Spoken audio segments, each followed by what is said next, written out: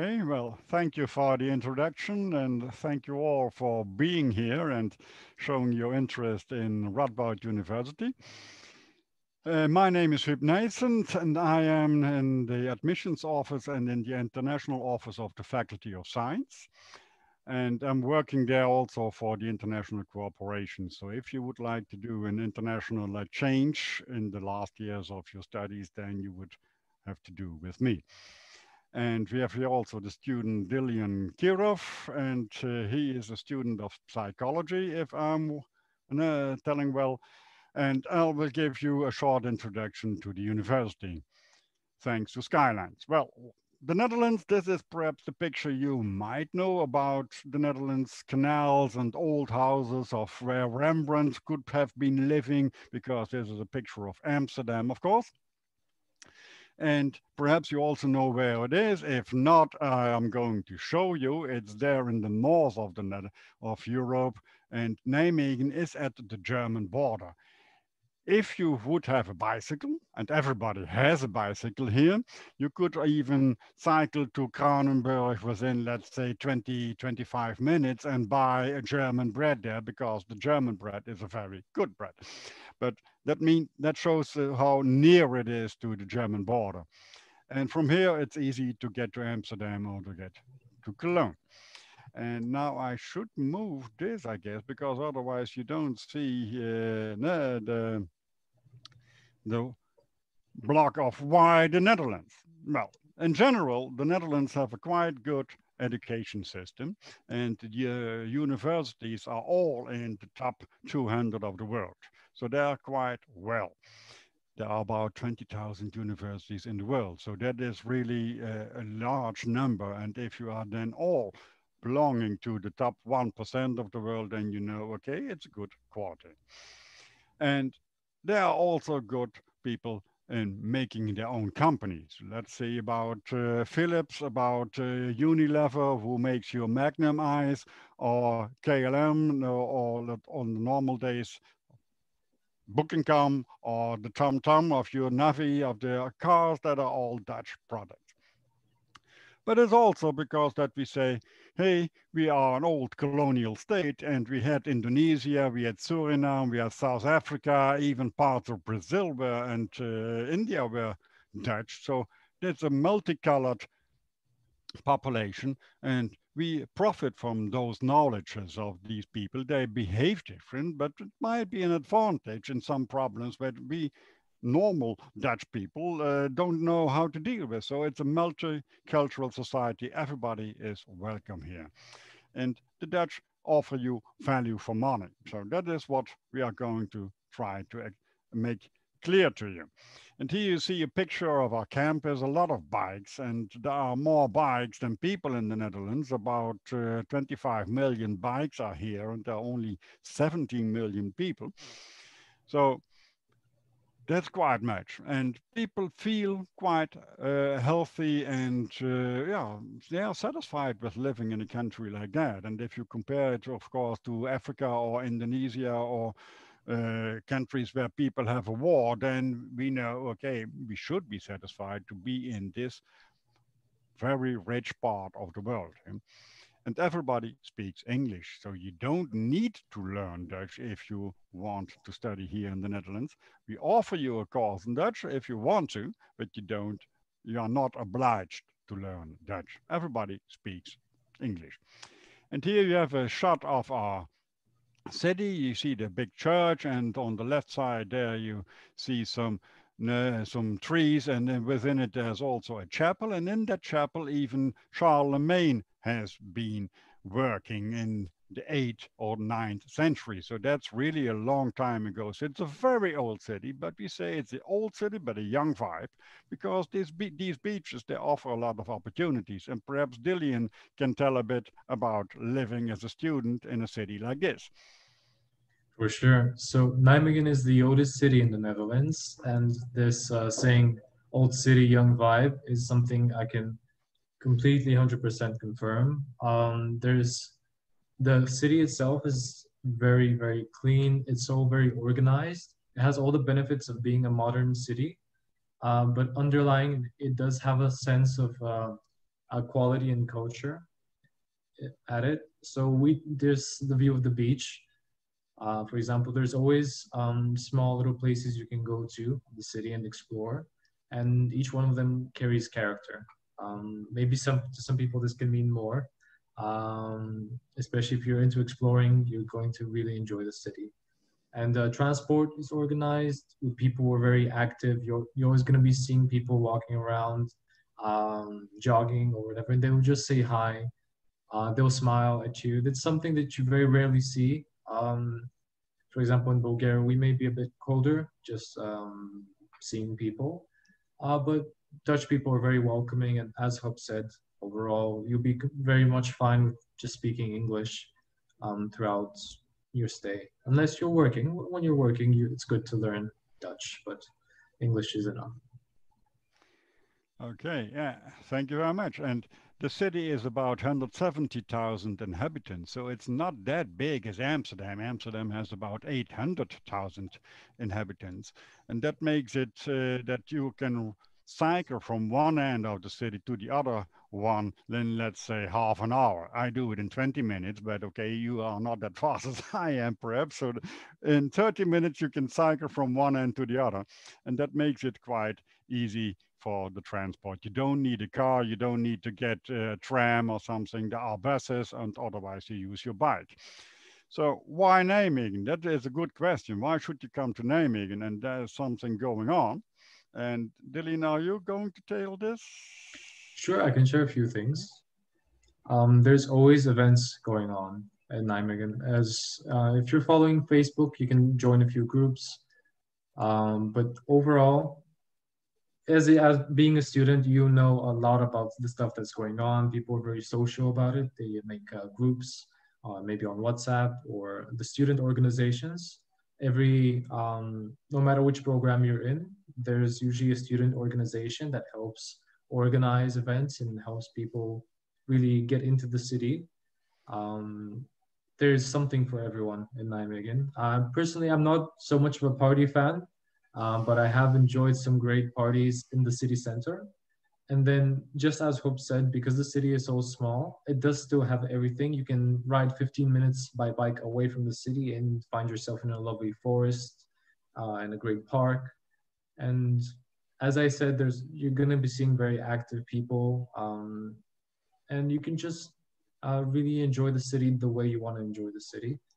To be honest, being a student, you'll be busy quite often with your studies, but it's good to know that at any point in time, if you have some free time, you can just get on your bike, call up a couple friends, and there will be something to do. There's always something to do.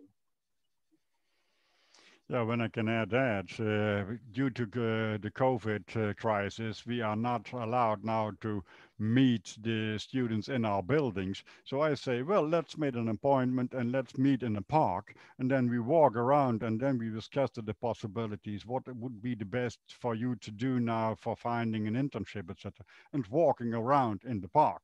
That's easy to do with 1.5 meters distance between us. So and yeah, that's easier than if you would be in Amsterdam and would be walking midst of the people. Yeah. Well, here you see the railway station of Nijmegen, and it's quite easy to get on the train, and in 1 hour you are in Amsterdam, in 2 hours you get to Cologne, in 3 hours you would be in Brussels, and 6 you would be in Berlin, no, by train. So that is really yeah, quite easy to say, okay, I now worked very hard and now I'm going to give myself a present by a weekend Brussels. Well, that is easy to do. You leave on Friday afternoon and you are there in 3 hours. Yeah? So that's really a nice place to do so. And there's also Flexbus. I don't know if they know that in Bulgaria, but that are very cheap buses, so long distance buses. And you here at the railway stations, you get in on it, and you can drive to Paris, to Munich, Vienna with a bus. So why Radboud University? That would be the next question. And here this slide shows you the building of the law faculty, which is opened 2 years ago. And the social sciences, they get a new building next summer. So that will be a even more beautiful building than this, I find. Sure. And this is really what we are doing, we are renovating the whole campus in, let's say, 20 years. We started with the Faculty of Science, which is now one of the oldest buildings. Here you see a picture of the dentistry department, which has also a quite new building. And I guess in 5, 6 years, also the hospital and the medicine faculty has a completely new building. So then the whole campus has been renewed. We have good IT facilities. If you don't have a laptop and you need one for a seminar, you can go to the library and borrow a laptop. And we have really some labs which are quite unique in the world, but we don't have a slide here about the science facilities. There is here a location where the strongest magnets of the world are combined with free electron lasers. And there you can see every single cell in the brain of a patient. And that's why a lot of hospitals say, hey, we would like to have your instructions to use the lab for 2 or 3 hours to see what is going on in this specific patient. And we are doing that now with the lungs of COVID patients to test a new medicine, which really is an old medicine, but to see if it works for COVID too. So that's not a vaccine, but a real medicine. And that would be a really big step forward if it is true that what they discovered last week. So a green campus. Dillian, would you like to tell something? Yeah, for sure. I'll be honest, when it really came down to it, the green campus of Radboud was what made me choose it out of all the other universities. I don't regret that, even though I know it may not have been a good decision on itself, just looking images. The campus is great. It's like you're walking through a forest, or you're biking most of the time, to be honest. The air is light and green, and there's all types of different trees and bushes. It's just really beautiful nature. If you're, it's an amazing thing to just have it available during, especially exam season and just more stressful times. It's good to just have a walk 5 minutes outside of the library, and you'll be in a place similar like this picture. Just it's a great asset to the university, and it's going to be a great asset to your mental health, possibly, to have that there. Well, and we have also the ambition to become a 100% sustainable campus. So that means that the energy we use is made on campus by solar cells or by earth warmth, etc. And well, we are on the way to do that. We are already 55% recycling of the energy, and with the cooling water of our magnets, we heat the whole building of the Faculty of Science and the Management School. So that shows that we are already on a good way to become a completely 100% sustainable campus.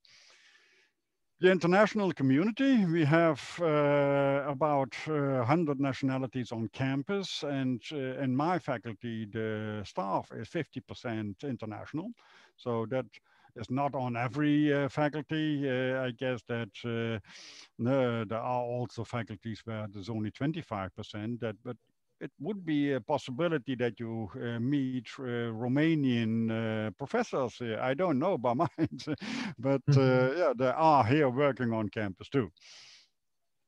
And 12% of our population is international. So from the students, I mean. A personal approach. Dylan, you can tell about this something too. How did you experience teaching ways here? They've been a breath of fresh air. There's two things to talk about in this way. So there's a personal approach when it comes to your studies. Yes, you have lectures where maybe you have 200 people in the lectures, but then there will always be the option before or in the middle of the lecture, like during a break, and after, to talk to the professor for any subject-related issue, for even if it's a little bit off topic. They will respond to you. They will connect with you. I've never had professor respond with give me the cold shoulder and not answer my question. And when it comes to smaller groups of studying, there's also work groups of about 20 people. And there you can kind of really more practically engage with the subjects. Even then, the university likes to break it down even more so that you can work with your friends and fellow students to really get on a deeper level on the subject. And then you'll be personally appraised um, on a smaller group, because it's much different than being appraised as a group of 20 people than as a team of 2 people. And then the other personal approach that the university takes is they supply you with a student advisor. So this is a person that is not your teacher in any way. This is a person that's their job is to really care for the students and make sure that they have all they need to continue with the program in a nice and healthy way. So a student advisor might help you make your schedule appropriately for your program, how you can study best. They might even help you with finding a student psychologist.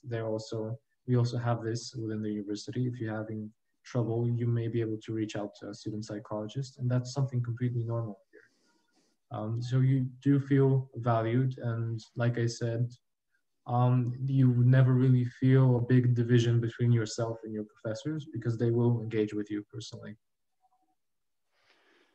Yeah, thank you. Because that's what I always say also for the people who have other problems, like a problem with the landlord, which is not a case of the university, of course, but we take care then. We have our own lawyers to support you if you have some problems with the landlord about the rents of your room and the quality of your room, that kind of stuff.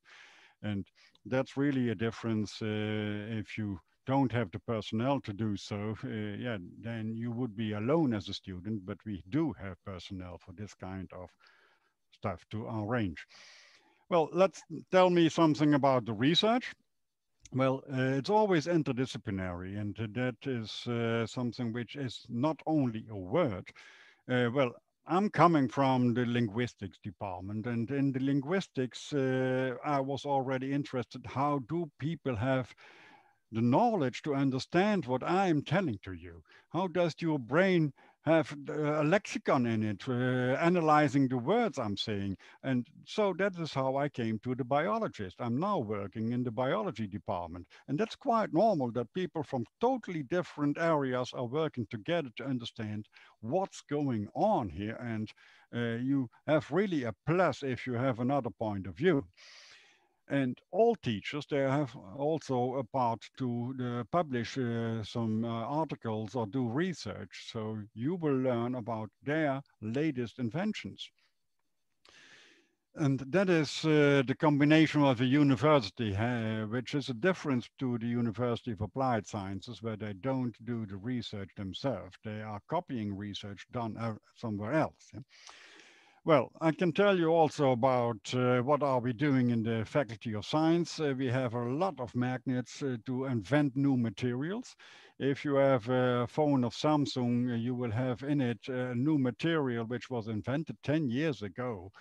And it brought us the Nobel Prize in Physics in 2010. It's called graphene, which is also in your pencil, but no one else could make it until 50 years. They were trying to reduce the graphite in the pencil to graphene, which is a two-dimensional material, and it is much more stronger than anything else in the world, although it's the thinnest material. That kind of stuff we could do because we have this quite unique lab with the strongest magnets. But others are working on language acquisition in babies. They are working with babies from 6 weeks old. These children are sitting on the lap of their mother, so there's nothing creepy going on, and they are reacting to sounds they hear, and they can differ between the sounds of their native tongue and of a foreign language. These babies are 6 weeks old, and they can make this understanding. They understand already this is not my mother's language which I'm hearing. Yeah, so that kind of labs where you are analyzing the movements or in the brain of this little baby, that's quite unique. We have the Dundas Institute for Brain, Cognition, and Behavior. And that is becoming a European university now, together with a network under them is Oxford and Bonn University. We are working on a new master's in brain and how do you behave with a healthy person, because if we understand the healthy brain, then we can go to the ill people and understand their problems. We have the Max Planck Institute for Psycholinguistics. That's where I was working before I got this job in the international office. And the Max Planck Institute is a German institute. But because of the psychology was very good in Naimegan, worldwide leading, and because of the linguistics were worldwide leading, that's why the Germans said, okay, let's go 3 kilometers over the border because in the Netherlands they are really damn good. So why should we do it and are less good than they are? Yeah? So there's a lot of possibilities to do top research here in Nijmegen. Here you see the building where our president is boarding, and this is a quite new building we got. It was a monastery until, let's say, 5, 6 years ago, and then now it has become the main building of the university.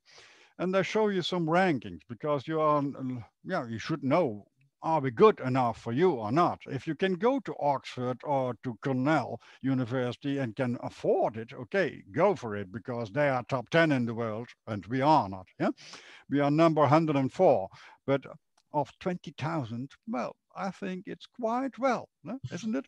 In the European teaching ranking, we are number 24. In the World University ranking, that is from the Times ranking, we are 128. And there's also a QS ranking because every ranking has different criteria. There we are number 217. But you see, for everybody, it is about the top 200 we are. In the Netherlands, the students and the employees give notes. They give grades to the university too. And there we are chosen 9 times in 10 years as the best traditional university in the Netherlands. And what is traditional university? Well, that means there are 3 universities specialized on 2 or 3 topics. They are only teaching, let's say, 6 programs. And the other 10, they are teaching a huge range of about, let's say, 50 or 60 different programs. And that's what we call a traditional university. Yeah. All right, then some facts and figures. And here you see a part of the hospital, which we are now building totally new. That's why you see there the working place. We have, this is an old number. The new numbers of the 1st of October are 24,000 students. I got that message yesterday, so we are growing. 7,900 are master students of these 22,000. 11% are international students. It has become 12%, as I told you already. And we have about 5,000 people staff. So if you would say, hey, 5,000 people and 22,000 students, that would be 1 to 6, 1 to 5. That's really good because not every staff is teaching. So I worked in 10 universities in Europe, and then in Berlin I had 400 students to manage. You can't manage that. You don't know even the names. Here I know if the grandmother of the student has a party or if the cat has got a kitten, because the students tell me about that when we have a coffee together. And 1/4 of the staff is an international background. Here you see a picture of the Nijmegen Management School. So if you are interested in economical programs, you would be having your research and education here. We have 7 faculties, more than 100 nationalities on campus, and 27% of the students get their diplomas in time. That means about 20% stops at after the first year, because we have a binding study advice. That's something we have to tell to the ministry if we think that the student is manageable, is going to finish his studies in the legal time. So if not, and that is happening in 20%, 25% in the worst of the first year students, then you have to leave the university. That's part of the law in the Netherlands. And so if you are not getting enough credits in the first year, then you have to leave after the first year. And that is 39 points I get. Dillian, are you 42% of your credits of the 60? It was 42 out of 60. 42, okay. And There my was faculty is new 39, yeah. So right it now differs. for because of the pandemic situation, there were some exceptions because some Mm-hmm. people manage it, but the university did take that into account and they were able to pass on even if they had a little bit less than that. Yeah, yeah, yeah. But they have to pass it anyway later.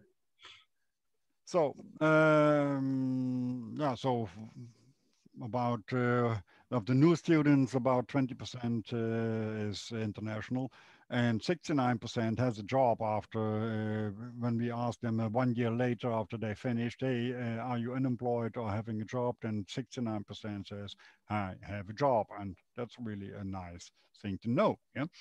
Well, our bachelor's programs that differ from languages to science related subject to yeah, management and economy to psychology, artificial intelligence to even philosophy, politics and society. And that's a very interesting program because it makes clear what role does religion play in the politics of this world. Or if you are going to look at the votes the Americans are giving these hours, now how many people are choosing Trump because they are religious, which is a quite strange argument, but they are doing it. And no, what role does religion play in India and Pakistan or in Africa when they have conflicts?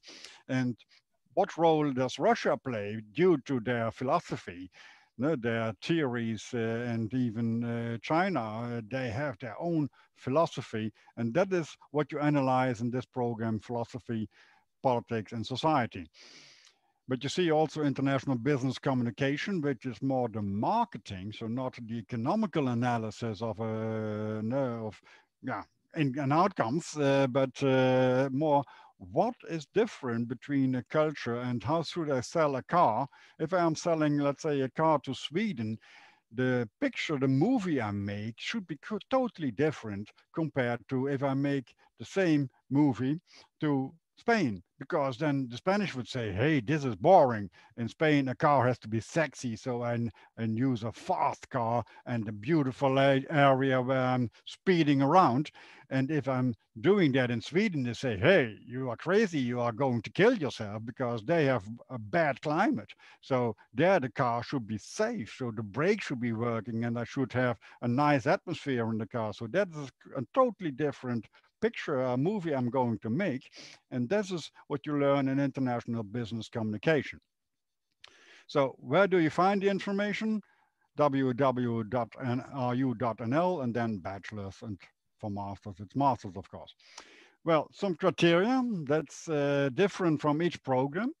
And here you see the Diploma za srednje obrazovanje. I hope I did pronounce it a bit. You did well. You did well. And we are going to look at each program different. You should have a GPA above 5. You should have also a proof of language proficiency. That means an IELTS test, a TOEFL test, or a Cambridge Advanced certificate. People who did the international baccalaureate, of course, they don't need the English proficiency test anymore because they did it in their schools. But for some programs like mine of mathematics, biology, and chemistry, we have specific subjects you need, like chemistry, physics, and biology. So we are going to look at it. What are you going to study and what did you do in school? Yeah. For the master's program, if someone who is joining us is interested in that, well, we have much more programs even in the master's field which are taught in English. And then you find even in the medical area subjects, you find in law, international law, and insolvency law, but also economics in law, that kind of programs. Planning and human geography. How do I build a city and plan it that people are really like to live in it? So it is also the whole range of you saw in the bachelor's, but even bigger than. Yeah. So then the website is ru.nl/masters. For people who are doing now already a university program in Bulgaria and they want to do a master's, it might be that they have been doing a program at the University of Applied Sciences, like computing engineering or something like that. Because we don't do the engineering, then we are going to look, okay, did you do enough theory, enough mathematics? And then if yes, you are accessible for the admissible to the masters. If not, then we say, okay, you should do a pre-master's program of half a year perhaps, which has more mathematics or theoretical background of, in this case, computing science. So that is why we are going to see what would be a good program for you. And if you think you can survive in the masters, you will be getting an access to the masters. Otherwise, you have to do a pre-master's program. And that might be 3 months, it might be 9 months. So differs from each program and your background. And then the website is, of course, ru.nl/pre-masters. For the admission in the masters, you should have a bachelor's degree obtained at a research university to get the direct admission. And it should be also in a similar field of study. I get people who did something in, let's say, linguistics and want to start in the master's biology. Well, okay, that's not possible if you didn't do the neurolinguistics like I did. No?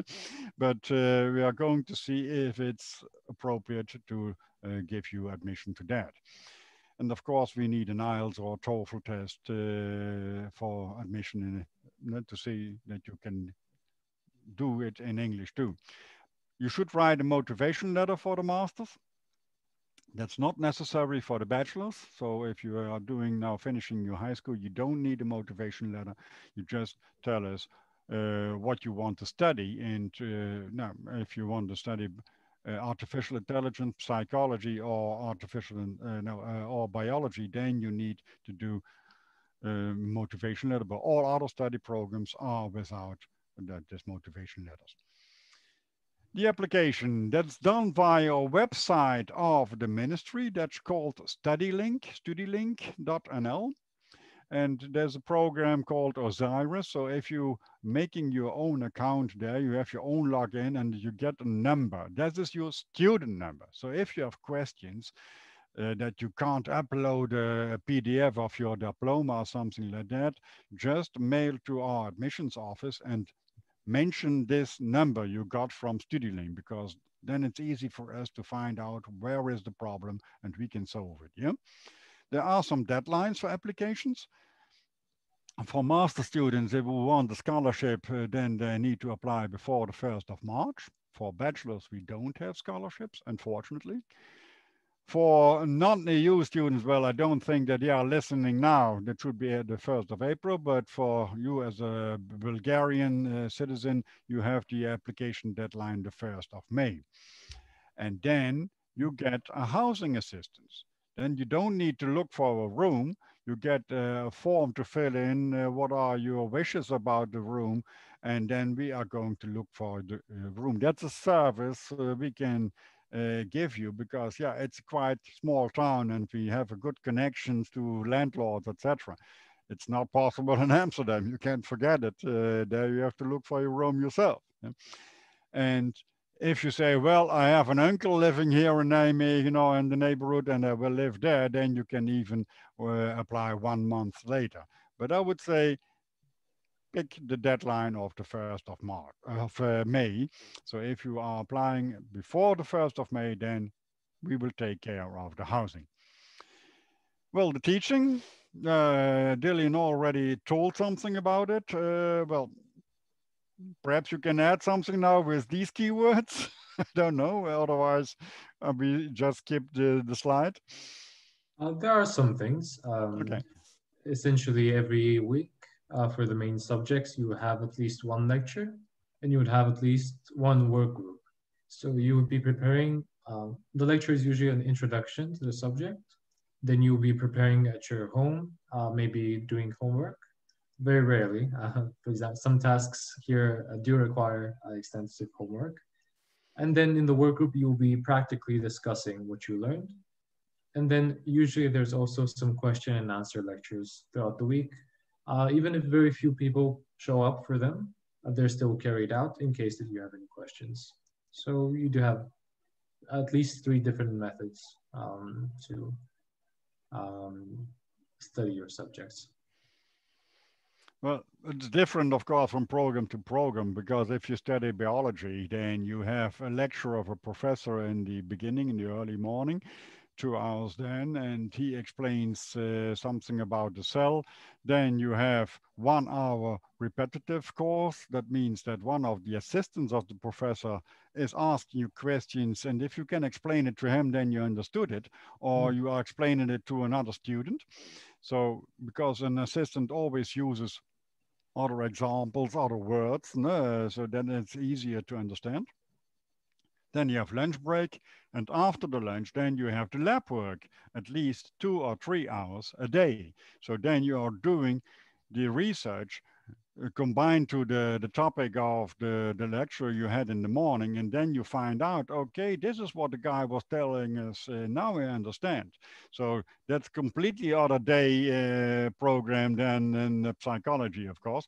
But it's to make clear that you have then also a supervisor walking around, and if I have a lab with 80 people, then there are 10 people walking around to see that what you are doing is the right thing you are doing. So then they can ask you, hey, what is the problem, or what are you doing now, and how are you writing it down? So we have a lot of homework too, because the reports you have to write in the evening hours. So it's really different from program to program. Now, some financial matters, for the parents listening, perhaps very important question.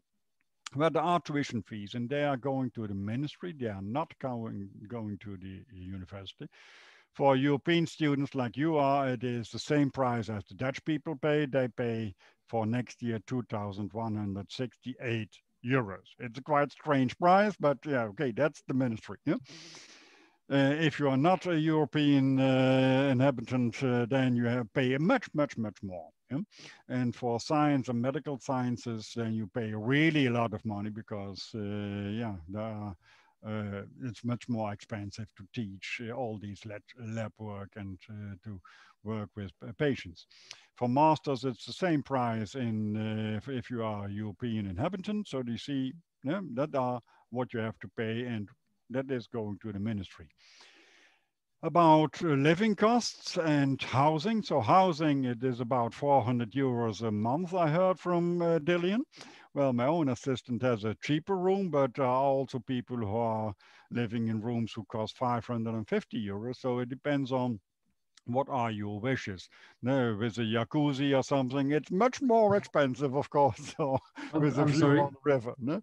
I'm sorry. I just want to make sure to clarify something, that the costs for the tuition are given for the whole year. Because in Bulgaria, for example, usually we'll pay for each semester. This Oh is for no, the no, no. whole year. Yeah, that's a very good comment. Yeah. Okay, thank you very much. Then you have also, you need some food, of course, and that's about 4,000 euros a year for books, laptop, software, that kind of stuff related to the study program. It's about 1,000 euros a year. And yeah, if you want to go out or do some sports, what most students want, then you need about 500 euros too. This is yearly sum. Yeah. And you can find it on the website. There you see here about the tuition. If somebody would need a visa, then that's about 350 euros, but I don't think that you need it, because I guess you all are Bulgarian. Scholarships are only possible for masters. We have several ones about topics, specific programs like water management or like cybersecurity. They have special programs because the European Union wants to invest there, but also the Dutch government says we are good in water management, building dikes, that kind of stuff. So then you can learn it, and we transport then our knowledge about the world, and then you can get a scholarship. Orange tulip. The tulip is the Dutch flower. No, you know that, I guess. And then the deadline is the 1st of March. if you say, hey, these tuition fees, they are very expensive. And if you are Bulgarian, you have to write to loan that from the government. So then you get a Dutch study grant loan and you pay about 1% mortgage then. So that's really a quite yeah, cheap way to invest in your studies. Working as a student, yeah, of course, if you are going to work in a cafe, which at the moment is not possible due to COVID, unfortunately, but a lot of students work in a cafe or in a restaurant or in a supermarket, and then knowing some Dutch, that is quite useful. But we offer you a course in social Dutch for free if you are coming and joining us. Yeah, you have a work permit because you are Bulgarian, and for non-EU people that is different, but I don't tell too much about that. But what we say for the first year students in the bachelor's, we don't recommend to work because it's really demanding to study at a research university. So if you want to be safe, then you better put these extra time in doing your homework. After the second, yeah, in the second year you can work. That's not a problem. Do you have something to add, Dillian?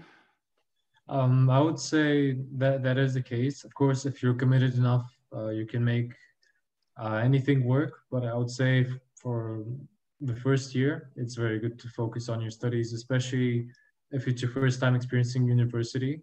It's going to be a very different type of different way of studying than you might be used to than in Bulgarian schools. For a lot of you, it may be quite a bit more intense than I know it was for me. Uh, Overall, the university does have a nice system set for when you do have some free time, and you can just apply a few places, and you should be able to find a job relatively easily. But otherwise, yes, not too recommended for first year. Yeah. Okay. Well, some student life things. Here you see a party which we have every year when the university has its anniversary. That was 2 weeks ago. In 3 years, we will become 100 years old. So that's a big party, and you would be a student then. But yeah, unfortunately, due to COVID, this year's party was dropped out. But is something going on in the town. Yeah. Do you want to tell something about student life which you did not tell yet? I think I covered the subject quite well. Maybe right now we can mention that yes, essentially all events in the current condition are closed right now in the Netherlands. No big parties, none of the sort. Ah.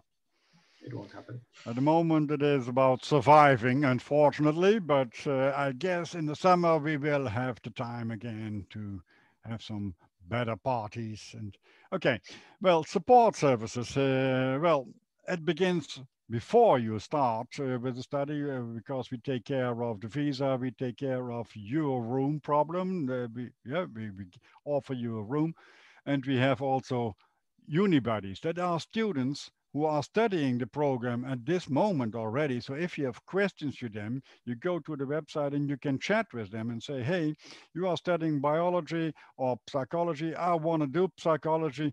What is it about this? How many hours do you do? What kind of books? Was it hard to do? How was it about physics and chemistry, etc.? That kind of questions. They can tell you all about that. And that's the buddy system. Then if you fly to Amsterdam, then we pick you up at the airport, which is called Schiphol. Here you see a picture of my colleague and the student, and after that you are having a 2 weeks orientation program. So how is it to be in this building? Where are the labs? Where is the computer room? How are the computing systems working? Who are your student advisors? What is the student organization? Where have they their room? And yeah, that kind of stuff is explained in the orientation week. You get a login code, etc. When you are studying, we have student advisors, we have mentors, tutors that are different kind of advising you. We have a student dean, that is someone who helps you with psychological problems, with financial problems, with visa or what else. Yeah, the problems with your landlord. He is the one who is going to support you there. If you say, hey, I'm going to look for a job now, and how do I write a good letter? Or how do I do this kind of interviews? Because I never did it. We have trainers for that in the career service, and they are going to simulate that kind of talks to you to prepare you the best for the real life experience when you're going for this job interview. And for alumni, we have also conferences organized or web lectures, and then you can log in and see, oh, what are they doing in my field, international law? What has changed in the law since I finished my program? That kind of stuff is done in alumni relations. Yeah. So then the sports center, and I guess you do some sport too, Dillian, don't Oh, you? yes. Yeah. Yeah. The sports center itself, as it's written over there, it says more than 80 sports. That includes both sports such as soccer and basketball, but also dance, yoga, climbing. So a massive variety of just physical activities. I myself, for example, I went to a few climbing classes. I've been to kickboxing programs. There's different programs for beginners, for intermediates, and for more advanced. And usually, the university has its own app. The sports center has its own app for this, where you can sign up for any of the programs. You can even check, for example, how many people are in the gym right now. Like, is it too crowded? That's how much into detail you can go with it. And essentially, you can sign up for, let's say, reasonably 2 or 3 sports, and you have a schedule of it on your app, and it'll be very easy to keep to it. And you just go, and every week maybe you have a session or 1 or 2, and the activities are led by people that really give a professional vibe to the teaching. You feel in good hands when you do it, and it's quite cheap, 100 euro per year for students, a little bit over that, yes, just like it says. And you have access to the whole area. It's very large, to be honest, and you can go at any time, mostly. Right now, there's some restrictions, of course, but right now, Radboud, for example, shares videos of the activities online, but maybe that's something that's not the main topic right now, this activity. So Okay, thank you. Well, the social activities, the orientation week are already explained. That's no, for the freshlings, the getting acquainted to the university. And throughout the year, we have a lot of cultural events. Not usually, we have guest lectures of professors from famous universities all over the world. You get a buddy. There you can also talk to older year students or to students who finish their studies and have their jobs and explain how they got their job, etc. They give you a review of your CV, etc. There's a student church which offers also social activities like, let's say, Indonesian food. Then the Indonesian students are cooking one evening, and the next week it are the Korean students or the Latin American students. So you can get friends there, and it's not specific to one religion. It's all over. There are Buddhists, there are Muslims, there are Orthodox Christians. A lot of people are meeting there. And of course, we also have study tours and excursions, and there is an international organization of all students who have an international background, bringing you to the tulip fields in spring, etc., etc. So then we have also a course in social Dutch. That means that you can introduce yourself to someone, let's say in the supermarket or in the cafe, and say, hey, I'm John and I'm coming from Sofia, and I'm learning management studies, something like that. So that is what we offer you for free. And of course, you can't understand then immediately a whole seminar in Dutch, but well, it's enough to start a conversation with someone in a cafe or who you meet somewhere in town. And if you want, you can improve it to do some extra courses. We offer that a lot in the Language Center. You can also learn in the Language Center Chinese if you want to, but then you have to pay, of course. But the first course in introduction in the Dutch language is for free. And now 10 reasons to summarize it all. It's the top 1 university. We are voted as the best university in the Netherlands for 9 times or 8 times in the last 10 years. You have a huge range of study programs. With that program, you can work all over the world. And I can really confirm it. Last week, I had a PhD defense in Stanford of one of my old students, and it was really big fun, but it was around midnight. So that was not the usual time, but it was really fun to see how Stanford does it. A personal approach to teaching. You get really an own supervisor, and he is interested in what do you want to learn and what do you want to do afterwards in your job, and then he gives you an advice. We have a good service and facilities. You are building your own network here, and you have a good career as prospect. It's a green campus and a very good sports center. So that would be the abbreviation of the summarization of what the whole presentation was telling about. I guess we are running out of time also, but I'm here until the last question is answered. So now I have to move this to the right side, otherwise you can't see it. If you want to go to the website, ru.nl from Radboud University, choose the education part. You can also mail to study information at radbouduniversity.nl, because there are the students where you can chat also with them. We have a Facebook website, YouTube with some movies, and there's an Instagram account.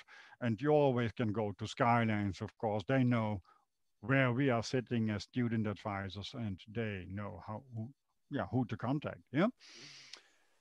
So that was the presentation. Thank you very much for joining us here and for listening almost an hour. I thank Dillian for helping me, and he could also have done it in Bulgarian, then I wouldn't understand any words.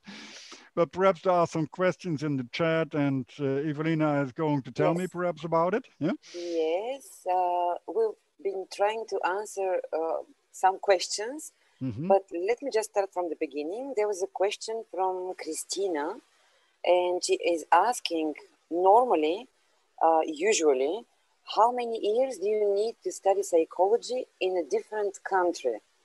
So this is a very general question.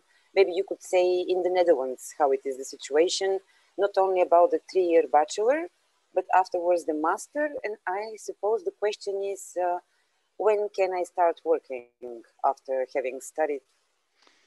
Well, the master program in psychology differs. They have a normal program, which is 1 year, and they have a research variant where you are doing more theoretical analysis or 2, and that's a 2 years program. So it differs there.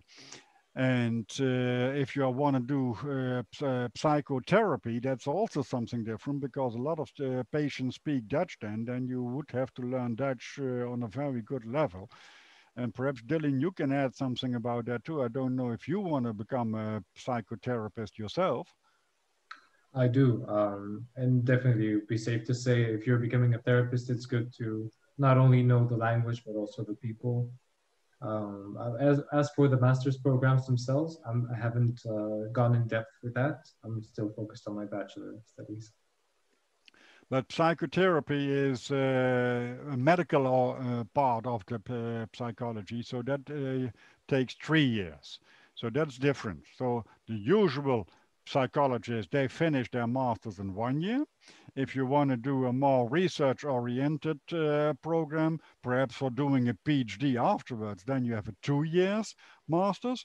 And if you want to become a psychotherapist, then you have a 3 years master. So this is a program which differs very much more than all others.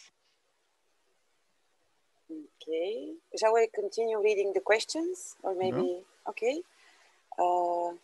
So there was this very good question. Let me just get back to it. It was from Dimo. We Actually, we answered, but we wanted you to add to this question. So he's asking, I'm going to graduate with the Bulgarian diploma, and he's interested in the artificial intelligence. If I can see, yes, artificial intelligence. So he's asking about the mathematics level that he needs to cover in his diploma. Yeah, okay. So it's written on the website of RE because for every program you have the admission criteria scribbled there, and then you could have clicked on what is it. By mind, because it's not my faculty. They have the high level in mathematics that they want, and that you have the 4. So that should be 4. No, that's no. Let's see. Did I write it down? Maybe I can help with this one because we've had applicants. And what we answered to Dimo is that he needs to at least first study mathematics till the end of the Bulgarian diploma. So you must also study in 12th grade. It's a little bit more difficult because now in Bulgaria, when you are 11th grade, so you have 2 years, 11 and 12, and you have to pick up your profile in the curriculum. Yeah. And he answered that he has picked mathematics and history profile. Okay. So he will be studying mathematics till the end of his studies at high school. So this should be okay. That is okay, because artificial intelligence is a social study. So that is perhaps a bit confusing. It's not computing science.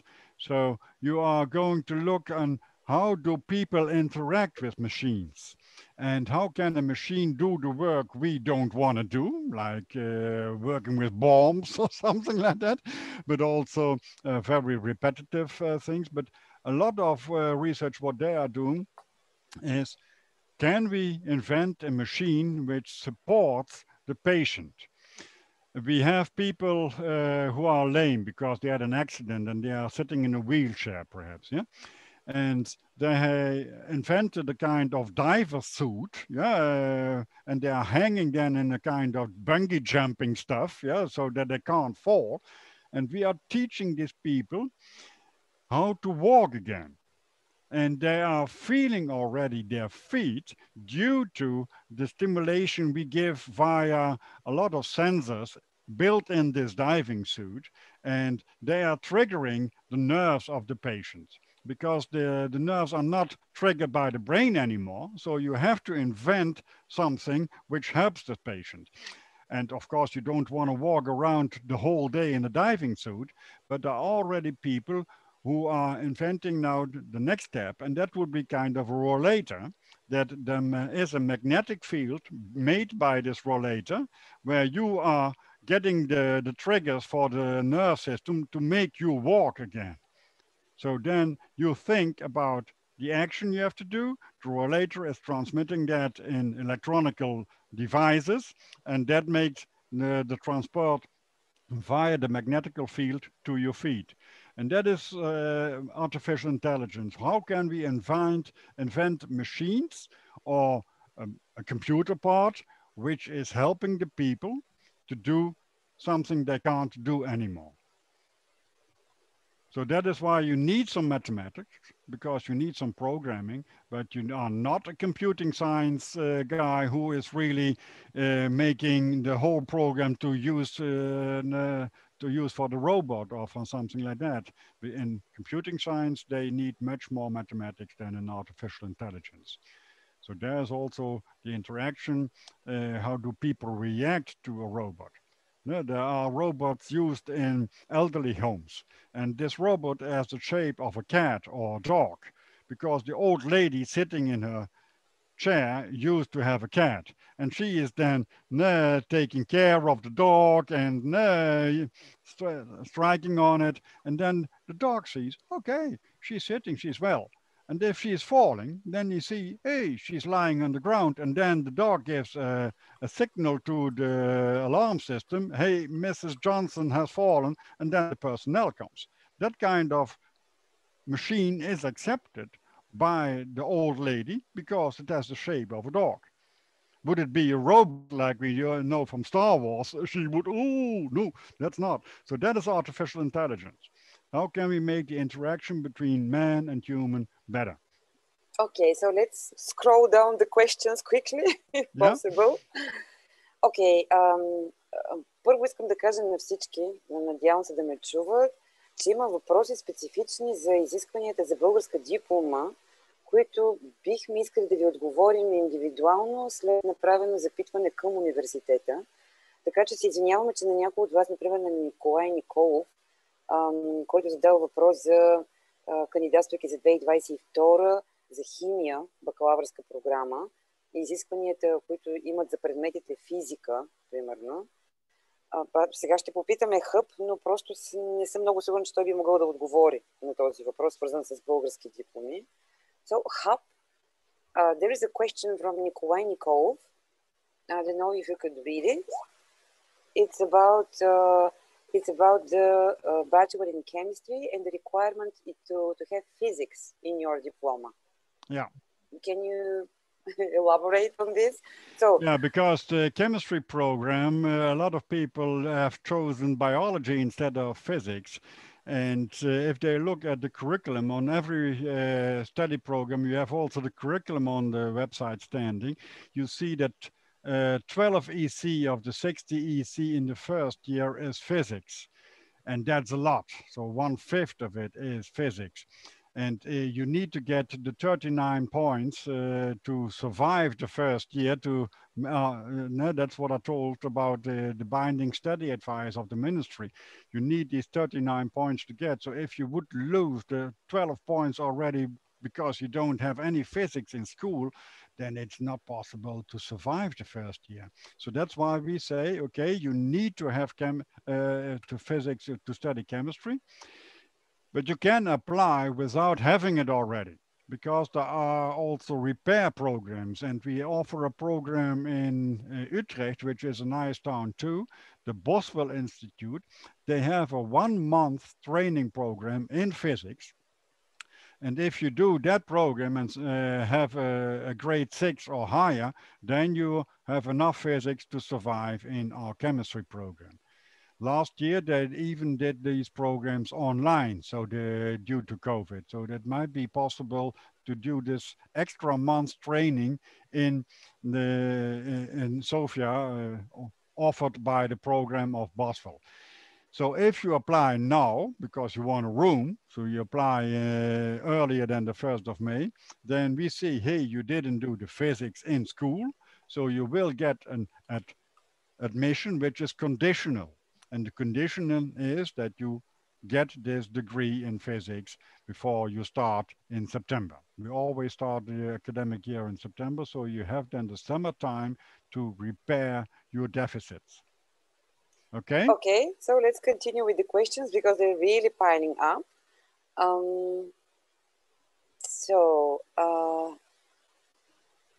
Let me just see. There is a question from Amy Slavova. Actually, it's maybe to you, Delian, also. Can you tell more about the bachelor program in psychology? Do I need math exam for applying? Yes, so this is what I was checking right now, just to make sure. There is an additional math requirement on the website. I can see this on the page that says admission requirements bachelor's program in psychology. For example, I had a grade of 5 in maths, and I was able to get into the program without having doing any math test specifically. But I see there that if no math grade is present, I believe, maybe Hub will be able to even specify this more, I'm not sure. But if you have not studied math, then you may be eligible to do a test. As long as you do pass the test at a decent level, then you should be able to access it. Yeah, you can do an extra math test too at Boswell, but there's also the OMPT test, which is an international test. You can do online that. So on the website, we also offer now the alternative exams we accept. And there you see on the program which level you should have then. because the OMPT has 4 kind of tests, but they are all online. So you can do them from Sofia, and it doesn't matter if you do them in December or in May or in July. If you do it before you are coming, then it's fine. Yeah. Аз ако мога да добавя нещо на Bulgarian. Sorry if I can add something in Bulgarian to explain about the diploma requirements. В непрекъснат контакт сме с Admission Office на Radboud University. Те си имат специфични изисквания за всяка една програма.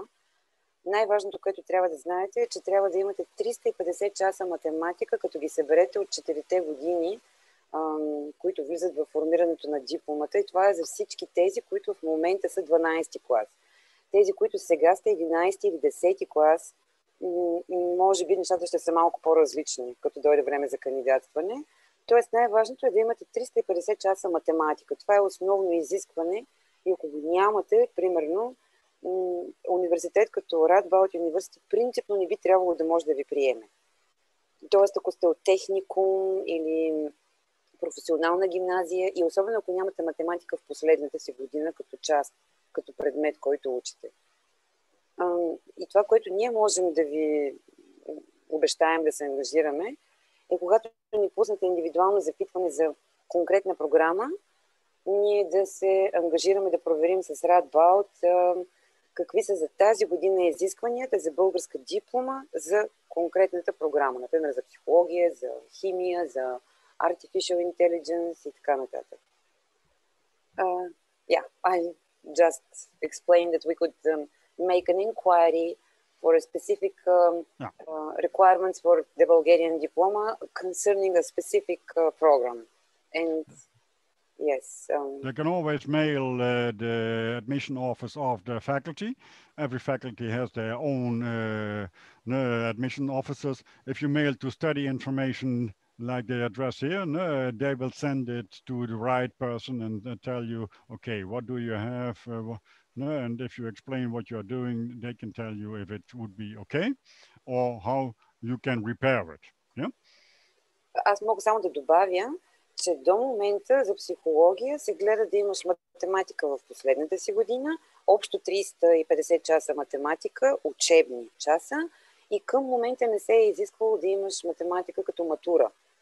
Също обаче има изискване и за биологията, които в момента не можем да кажем колко часа биология трябва да имате. Това е нещо, което може да проверим. Sorry, again, I was explaining in Bulgarian about the mathematics and biology requirements for psychology. Например, ти, Делян, учиш ли биология в последната година? Да, учих последната година. И за това не трябваше да води някакви тестове. Но всъщност не съм сигурен дали при биологията са толкова стриктни, колкото при математиката. Мисля, че тя е по-скоро препоръчителна. Може би, не знам дали Хъб за това може също да спомене нещо, но изглежда да е по-препоръчително, понеже в психология първоначално се учат много основни неща, като действие на нервни клетки и подобни неща, които естествено може да си помогнеш с предишни знания в биология. Но, например, ти нямаше матура по математика, нали така? Аз завърших днес с българска диплома. С Cambridge сертификат завърших аз. A-level, най-вероятно. Да, точно. Да, ами това, което можем да кажем пак на всички, които слушат и гледат, е, че оценяването е индивидуално. Така че при кандидатстване, предоставяне на необходимите документи, ако има неяснота, университетът пита и изисква, примерно, допълнителна информация. И взема решение дали една диплома е подходяща или не за всеки един кандидат индивидуално. Тоест най-добрият вариант е да се кандидатства. Това е основното, което можем да препоръчаме с необходимите документи. There is another question. I'll read it to you, Hope. It's, sorry, I cannot see the name. Antonia.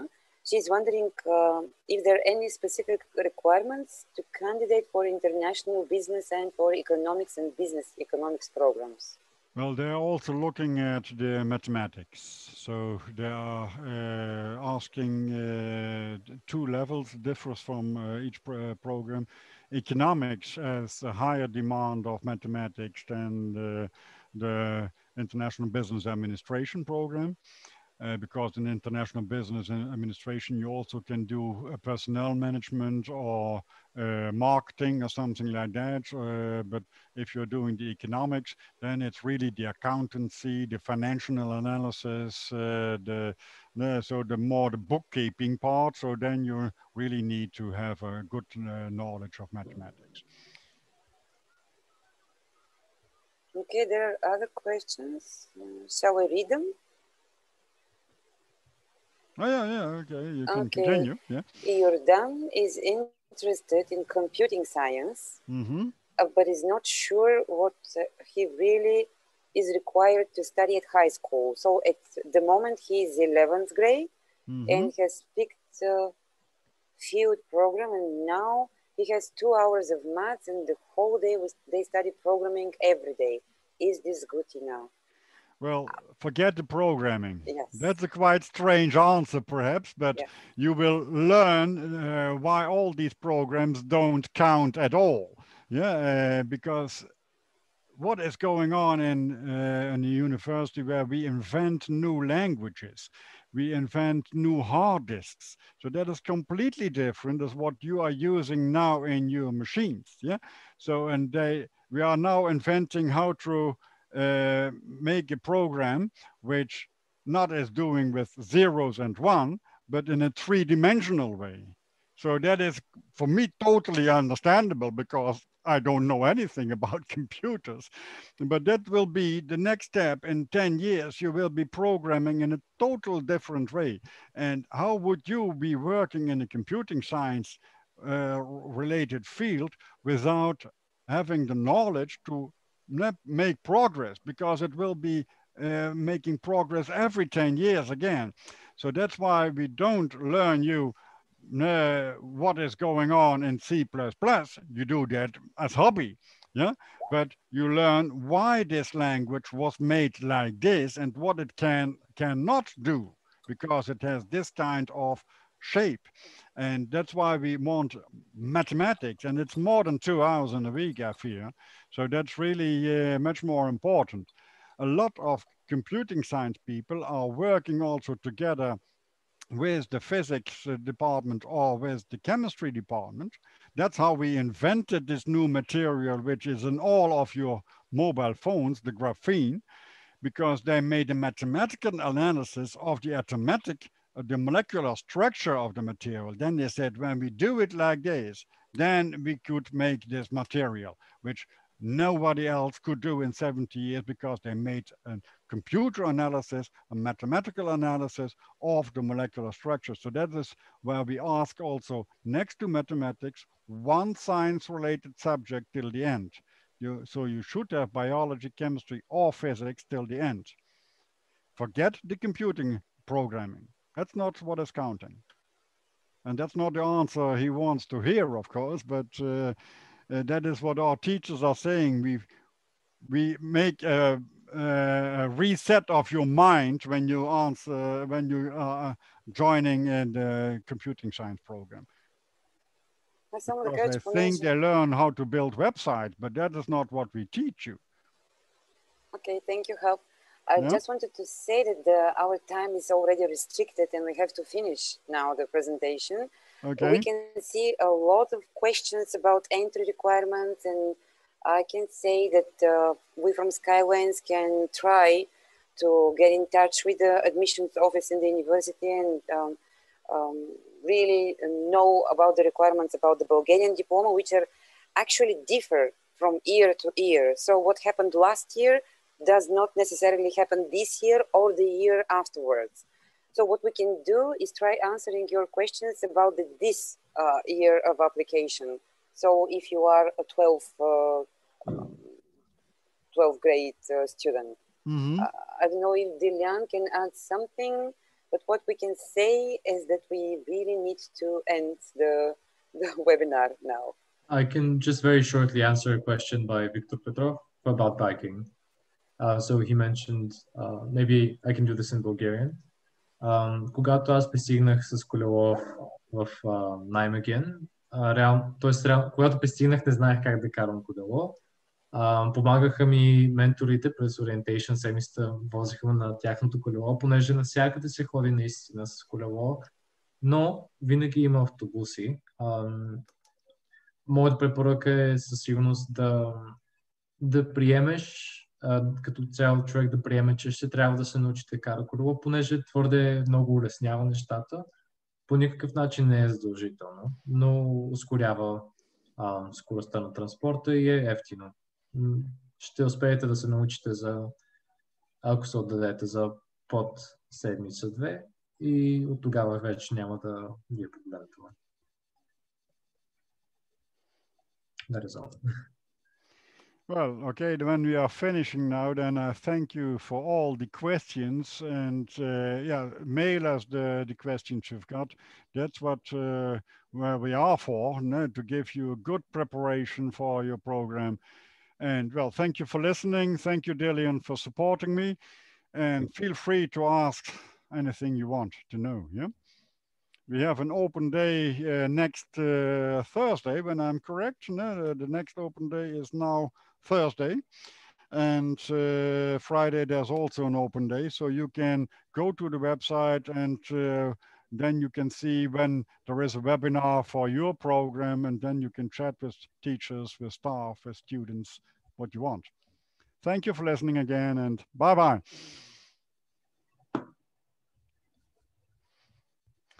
And yeah, thank you, Skylines, for the organization, of course. Well, Delian and Hub, thank you very much. Thank you for your wonderful presentation. Yeah, you're welcome. Yeah? Thank you, Hub. Thank you, Delian. It was a pleasure working with you, Hub. Thank you. Perhaps we meet somewhere here and drink a cup of coffee again. You can find my address and mail me. Then we make a walk through the park. Yeah. Maybe.